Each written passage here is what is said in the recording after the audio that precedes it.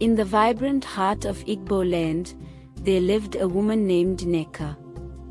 Her beauty was not just in her appearance but in her soul, which radiated warmth and kindness. Nneka was married to Okeke, a man of great wealth and wisdom who was equally revered in the village. Together, they had a young son named Chidi, whose laughter echoed through the village and brought joy to everyone around him. Their home was a sanctuary of love, faith, and prosperity. Okeke, a devout Christian, had always led his family in prayer, and Nneka followed his lead, placing her trust in God above everything else. They were the picture of happiness, respected by the villagers, admired by their peers, and content in the life they had built together. Every morning, Nneka would rise with the dawn, her first words a prayer of thanks to God for the blessings of her family. She believed deeply that their prosperity was a gift from God, and she instilled this faith in young Chidi, teaching him to pray and to always be grateful. But as the sun rose higher each day, casting long shadows over the land, a shadow also began to creep into Nneka's life, a shadow that would test her faith and strength in ways she could never have imagined. One evening, as the golden light of sunset bathed the village in warmth, Okeke returned home from a day at the farm, but something was different. He moved slower, his breath labored, and his face, usually full of life, was pale and drawn. Nneka's heart tightened with worry as she saw him struggling to carry his own weight. "Okeke, what is wrong?" Nneka asked, her voice trembling with fear. "It's nothing, Nneka," Okeke replied, forcing a smile, "just a little tired." But Nneka knew her husband too well. She knew that something was terribly wrong. As the night wore on, Okeke's condition worsened. He clutched his chest, gasping for breath, while Nneka prayed fervently by his side, pleading with God to spare her husband. Days turned into nights, and Okeke's health continued to decline. The village healers came and went, offering their remedies and advice, but nothing could cure him. Nneka's heart was breaking as she watched the man she loved slip away. She held on to her faith, praying without ceasing, but a deep dread was growing inside her. One night, as the moon hung low in the sky, casting a pale light over their home, Okeke called Nneka to his side. His voice was weak, barely a whisper, but his eyes were full of love. "Nneka," he said, his hand reaching out to hers, promise me you will remain strong in your faith, no matter what happens. Trust in God, and take care of Chidi." Nneka's throat tightened as she choked back tears. "I promise, Okeke. I will trust in God and take care of our son." With a faint smile, Okeke closed his eyes for the last time. Nneka's world shattered in that moment, but even as her heart broke, she clung to the promise she had made. She would stay strong, for Chidi, for herself, and for the faith she held so dear. The village mourned the loss of Okeke with a grand ceremony, honoring his life and the legacy he left behind. But amid the mourning, a new fear took root in Nneka's heart. Okeke's brothers, who had always been distant and cold, now seemed to be watching her with eyes that held neither warmth nor sympathy. Obina, the eldest brother, was a man hardened by life, his face etched with lines of bitterness and ambition. He had always envied Okeke's success, believing that he deserved a share of the wealth that his brother had accumulated. And now, with Okeke gone, Obina saw an opportunity to claim what he believed was rightfully his. A few days after the funeral, Obina and the other brothers came to Nneka's home. They did not come with words of comfort or offers of help. Instead, they came with cold, calculated intentions. "Nneka," Obina said, his voice devoid of any emotion, "according to tradition, all of Okeke's wealth now belongs to us, his brothers. You must leave this house." Nneka stared at them, her heart pounding in her chest. "Leave? But this is our home. Chidi and I have nowhere else to go. How will we survive?" Obina's eyes narrowed, his lips curling into a sneer. "That is not our concern. You are a widow, and you have no claim to any of this. Tradition is tradition."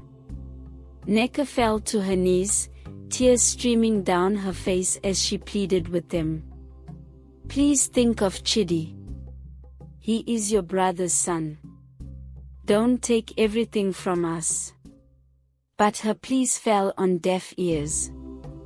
The brothers began to strip the house of everything, furniture, money, even the family's heirlooms. Nneka clung to Chidi, who was crying, frightened by the chaos around him. She watched helplessly as the life she had known was torn away from her. With nothing left, Nneka and Chidi were forced to leave the only home they had ever known. As they walked away, the villagers whispered among themselves, some pitying Nneka, others too afraid to speak out against Obina's cruelty. Nneka's heart was heavy with sorrow, but she knew she had to be strong. She had promised Okeke that she would take care of their son, and she would do whatever it took to keep that promise. Even if it meant starting over with nothing. Nneka and Chidi found refuge in a small, run-down hut on the edge of the village, a place that no one else wanted to live in. The hut was dark, cold, and empty, a far cry from the warmth and comfort of their old home. But it was all they had. Nneka did her best to make the hut livable, gathering what little she could find to make it a home for her and Chidi. She worked tirelessly, doing menial jobs just to earn enough money to buy food. She washed clothes, fetched water, and even begged when there was no other choice. But despite her efforts, life was a constant struggle. Some nights, they went to bed hungry, with only the sound of the wind to lull them to sleep. Nneka's hands, once soft and cared for, became rough and calloused from the hard labor. But through it all, she never lost her faith. Every morning, she kneels and prays, thanking God for the little they had and asking for the strength to keep going. The villagers, who once admired Nneka, now avoided her. Some whispered that she was cursed and that her suffering was a punishment for some unknown sin. But Nneka refused to let their words shake her faith. She knew that God was with her, even in her darkest hour. Chidi, too young to understand the full extent of their suffering, often asked his mother why they had to live this way. Nneka would smile through her tears and tell him, "God has a plan for us, my son. We must trust in Him, no matter how hard things seem." But despite her words, Nneka couldn't help but wonder if God had forgotten them. She had prayed so hard and remained so faithful, yet her life had only become more difficult. Where was God in all of this? Why was He allowing them to suffer so much? As time went on, Nneka's struggles only grew. The villagers, once so kind and welcoming, now turned a cold shoulder to her. They refused to buy her handmade crafts, whispering that they didn't want to bring her bad luck into their homes. Nneka was left with even less means to provide for herself and Chidi. One evening, after a particularly difficult day, Nneka kneeled by her bed and cried out to God. "Why, God? Why have you abandoned us? I have remained faithful, I have trusted in you, but still, we suffer. Please show us your mercy." As she wept, a strange calmness came over her. She felt a warmth in her heart, as if God were wrapping his arms around her, comforting her in her time of need. She realized that even though her life was filled with hardship, God was still with her. He had not abandoned her, he was carrying her through the storm. With renewed strength, Nneka rose from her knees. She wiped away her tears and looked at Chidi, who was sleeping peacefully beside her. She knew that no matter what happened, she had to keep going. She had to remain strong in her faith, just as she had promised Okeke. The next morning, as she was walking through the market, she saw an elderly woman struggling to carry a heavy load. Despite her own weariness, Nneka's kind heart couldn't let the woman struggle alone. She rushed to her aid, helping her carry the load to her home. The elderly woman, named Mama Ngozi, was touched by Nneka's kindness. She invited her inside, offering her food and a place to rest. As they talked, Mama Ngozi learned of Nneka's struggles and was moved by her story. "You are a strong woman, Nneka," Mama Ngozi said, "and your faith is inspiring. But even the strongest need help sometimes. Let me introduce you to someone who can help you." Mama Ngozi introduced Nneka to Emeka, a kind and generous farmer who had recently moved to the village. Emeka was a man of deep faith, much like Nneka, and he was immediately struck by her strength and resilience. He admired her unwavering faith in God, despite all she had endured, and he felt a deep compassion for her and Chidi. Emeka began to visit Nneka and Chidi regularly, bringing them food and helping with repairs around their hut. He was gentle and kind, always offering a word of encouragement and a helping hand. Over time, a deep bond began to form between them. Nneka, who had been so consumed by her grief and struggles, found comfort in Emeka's presence. He was different from the other men in the village. He didn't look down on her or pity her. Instead, he saw her for who she truly was, a strong, resilient woman who had faced unimaginable hardship and had come out the other side with her faith intact. But as Nneka and Emeka grew closer, whispers began to spread through the village.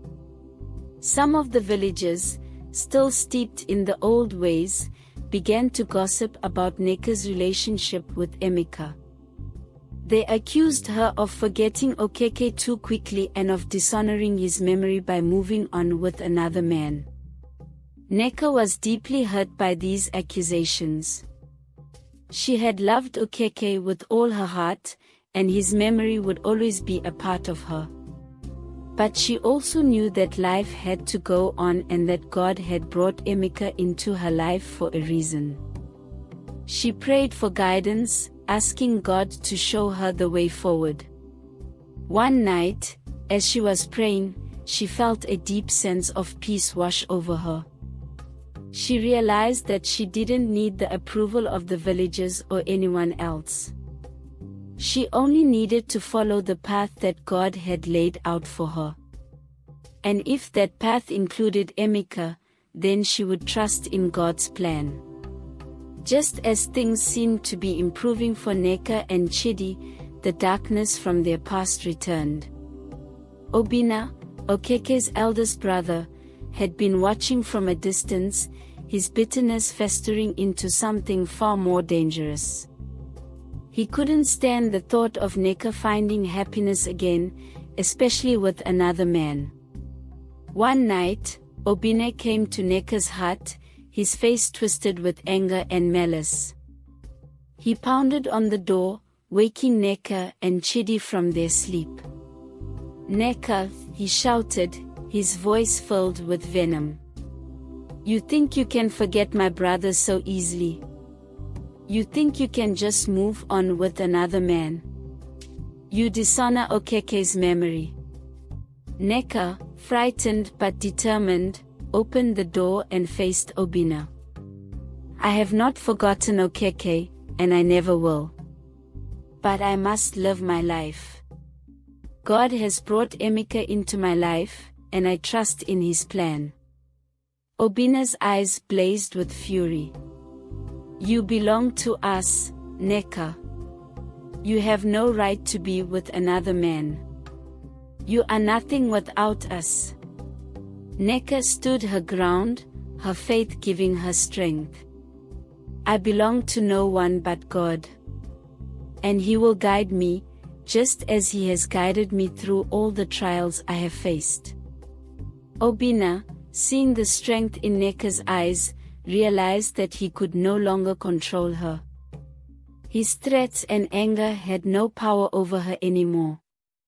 But instead of backing down, his anger turned into a dangerous rage. He vowed to make Nneka pay for what he saw as a betrayal. As he stormed away, Nneka felt a deep sense of dread. She knew that Obina wouldn't give up easily, and she feared what he might do next. But she also knew that she couldn't live in fear. She had to trust in God and believe that he would protect her and Chidi from whatever came next. Despite the looming threat of Obina, Nneka and Nneka continued to grow closer. Nneka, who had always admired Nneka's strength, now found himself falling in love with her. He saw in her a partner who shared his values, his faith, and his determination to build a life filled with love and purpose. One day, as they were working together in the fields, Nneka turned to Nneka and said, "Nneka, I have watched you endure so much, and yet you have remained strong and faithful. I know that I can't replace what you've lost, but I want to build a new life with you. Will you marry me?" Nneka was taken aback by Nneka's proposal. She had never imagined that she could find love again, especially after all she had been through. But as she looked into Nneka's eyes, she saw a man who truly loved and respected her, a man who shared her faith and her values. Nneka prayed for guidance, asking God to show her the way. And as she prayed, she felt a deep sense of peace and clarity. She knew that this was the path God had chosen for her. With a smile, she looked at Nneka and said, "Yes, Nneka, I will marry you." Their wedding was a joyous affair, filled with the love of their closest friends and family. For the first time in a long while, Nneka felt truly happy. She had found a new home, a new family, and a new purpose. And she knew that Okeke would be happy for her, knowing that she had found someone who would love and care for her and Chidi. But the story was far from over. As Nneka and Nneka began their new life together, Obina returned, this time with a more sinister plan. Unable to accept Nneka's happiness, he sought to destroy everything she had rebuilt. One night, as Nneka and Nneka were sitting by the fire, Obina burst into their home, his eyes wild with anger and jealousy. He accused Nneka of betraying Okeke's memory and bringing shame upon their family. But this time, it wasn't Nneka who stood up to him, it was Chidi. Chidi, now older and wiser, stepped forward and looked his uncle in the eye. "Uncle Obina," he said, his voice calm but firm, "my father would not want us to live in hate. He would want us to find peace and happiness. Please let go of your anger and find your own peace." Obina, shocked by Chidi's words, felt the weight of his actions for the first time. The bitterness and anger that had consumed him for so long began to melt away, replaced by a deep sorrow for all the pain he had caused. With tears in his eyes, he fell to his knees and begged Nneka and Emeka for forgiveness. Nneka, who had always held on to her faith in God's mercy, forgave Obinna. She knew that holding on to bitterness would only harm her and those she loved. With God's grace, she found it in her heart to let go of the past and embrace the future. Nneka's journey was not an easy one, but it was a testament to the power of faith, love, and forgiveness. Despite the many trials and tribulations she faced, Nneka never wavered in her trust in God. She believed that no matter how dark life became, God was always with her, guiding her steps and lighting her way. Through her strength and faith, Nneka found a new home, a new love, and a renewed sense of purpose. She taught Chidi the importance of trusting in God, no matter the circumstances, and together they built a life filled with joy and peace. As the years passed, Nneka and Emeka's love only grew stronger. They worked together to build a thriving farm, where they raised Chidi and the children that came after. Their home became a place of refuge and love, where the past was forgiven and the future was bright. Nneka's story teaches us that no matter what challenges we face, we must hold on to our faith in God. Even when life seems unfair, when we lose everything we hold dear, God is always with us, leading us toward a brighter future. And sometimes, the greatest trials bring about the most beautiful blessings. Nneka had lost so much, but she gained something far more valuable, a deep inner strength, a loving family, and the knowledge that with God's help, she could overcome anything. If you enjoyed the story, please like, comment, share, and subscribe to Enthrall Tales for more stories like this in the future. Thank you for watching.